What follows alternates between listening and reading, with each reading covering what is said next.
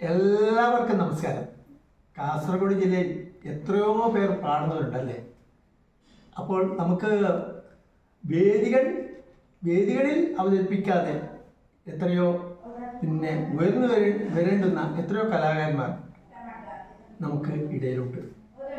അപ്പോൾ അതിൽ പെട്ടവരാണ് ബഹുമാനപ്പെട്ട, ഞാൻ ബഹുമാനത്തോടെ വിളിക്കുന്ന വാസണ്ണനും അതുപോലെ തന്നെ വസന്തണ്ണനും. ഞാൻ അണ്ണാനെ വിളിക്കുക. എങ്കിലും ഇവരുടെ ശരിയായ രംഗം എന്ന് പറയുന്നത് ആധ്യാത്മിക രംഗം തന്നെയാണ്.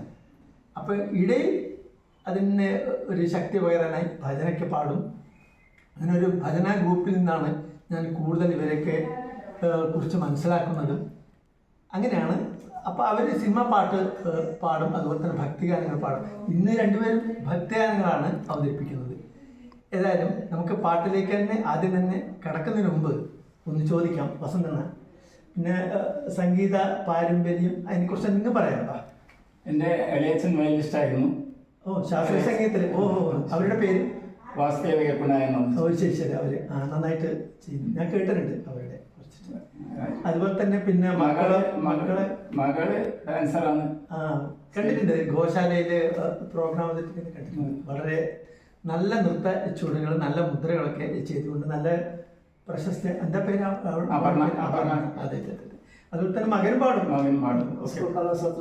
കലോത്സവത്തിന്. അതെ, ചെറുപ്പത്തിൽ അല്ല, നിങ്ങൾ ചെറുപ്പത്തില് കലോത്സവങ്ങളിൽ പങ്കെടുത്തിട്ടുണ്ട്? അങ്ങനെയൊന്നുമില്ല. നിങ്ങള് ഇപ്പൊ നിങ്ങളുടെ ജോലി ചെയ്യുന്ന അമ്പലത്തിൽ ശാന്തിയാണ്. ഏത് അമ്പലത്തില്? നെല്ലിത്തറ ധർമ്മശാസ്ത്ര. അയ്യപ്പന്റെ അടുത്ത് തന്നെയാണല്ലോ.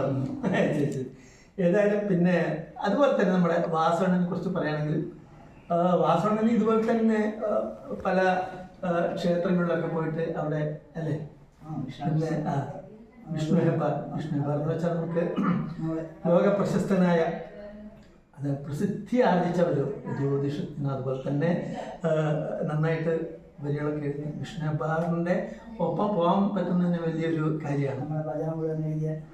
ഭജനകളൊക്കെ എഴുതിയിട്ടുണ്ട്. അപ്പോൾ അങ്ങനെയുള്ള ആധ്യാത്മിക രംഗത്ത് കിടക്കുകയും അതിനിടയിലൊരു സംഗീത പരിപാടികൾ അവതരിപ്പിക്കാൻ ഞാൻ കേട്ടിട്ടുണ്ട് മുമ്പ്. നന്നായി പാടും. അപ്പം നമുക്ക് വാസവണ്ണൻ കൂടി ആദ്യം തുടങ്ങാം എന്ന് എനിക്ക് തോന്നുന്നു. അപ്പോൾ നിങ്ങളേതാണ് പാടാൻ ഉദ്ദേശിക്കുന്നത്? കൃഷ്ണരാഗം. ഏതായാലും അത് കിടക്കാം. ഓക്കെ, ശരി.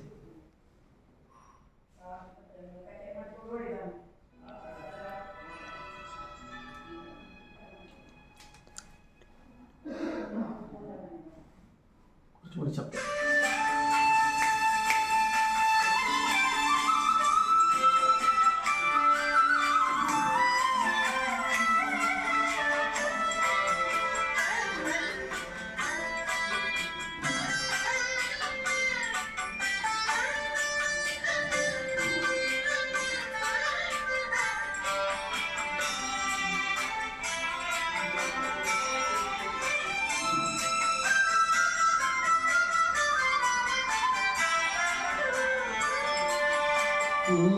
എന്ന ഗാനത്തെ പാടുവാനുള്ളൊരു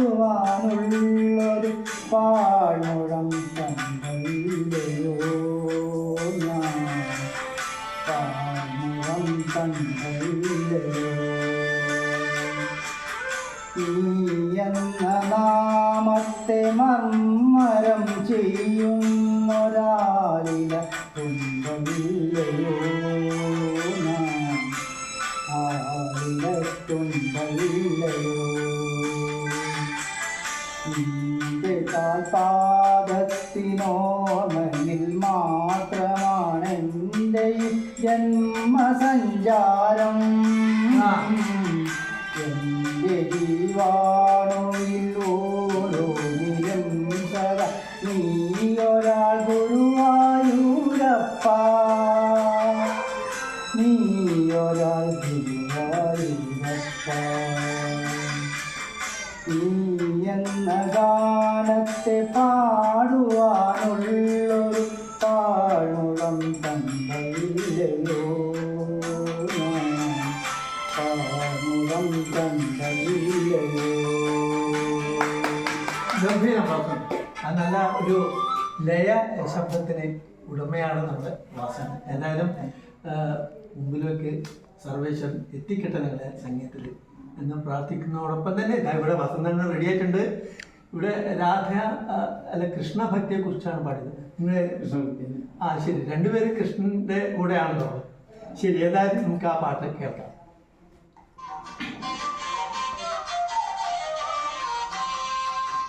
രാധ തൻ പ്രേമത്തോടാണോ കൃഷ്ണ ഞാൻ പാടും ഗീതത്തോടാണോ? രാധ തൻ പ്രേമത്തോടാണോ കൃഷ്ണ ഞാൻ പാടും ഗീതത്തോടാണോ? പറയൂ നിനക്കേറ്റം ഇഷ്ടം, പക്ഷേ പകൽ പോലെ ഉത്തരം സ്പഷ്ടം. രാധ തൻ പ്രേമത്തോടാണോ കൃഷ്ണ ഞാൻ പാടും ഗീതത്തോടാണോ?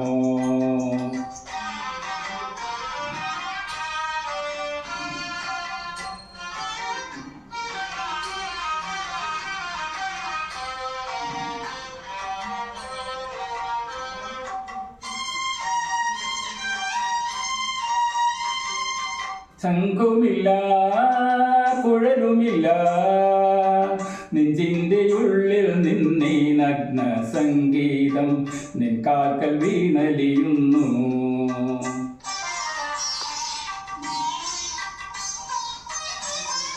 ശംഖുമില്ല കുഴലുമില്ല നെഞ്ചിന്റെ ഉള്ളിൽ നിന്നീ നഗ്ന സംഗീതം നിൻ കാൽക്കൽ വീണലിയുന്നു. വൃന്ദാവന നികുഞ്ചങ്ങളില്ലാതെ നീ ചന്ദനം പോൽ മാറിലണിയുന്നു.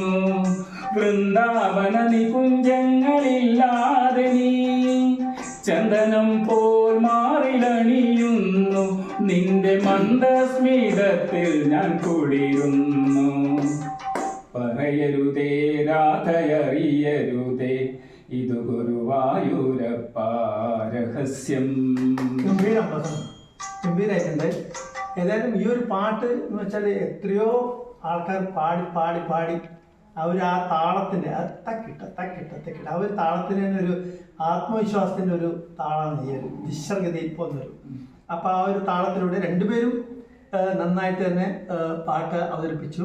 ഏതായാലും വസന്തണ്ണൻ ഇതുപോലെ തന്നെ സംഗീത മേഖലയിൽ അറിയപ്പെടട്ടെ എന്ന് ആത്മാർത്ഥമായിട്ട് പ്രാർത്ഥിക്കുന്നു. ഭഗവാൻ നിങ്ങളെ രണ്ടുപേരും പാടിയപ്പോഴും ഒരു മനസ്സിനൊരു ശാന്തി വെച്ചെന്ന് വെച്ചാൽ ഒരു ഗുരുവായൂരപ്പൻ്റെ സന്നിധിയിൽ എത്തിയ ഒരു മനസ്ഥിതിയാണ് അവിടെ ഉണ്ടായിരിക്കുന്നതെന്നുള്ളതാണ്. ഏതായാലും അടുത്ത പ്രാവശ്യം അടുത്ത രണ്ടുപേരുമായിട്ട് വരാം. നമസ്കാരം.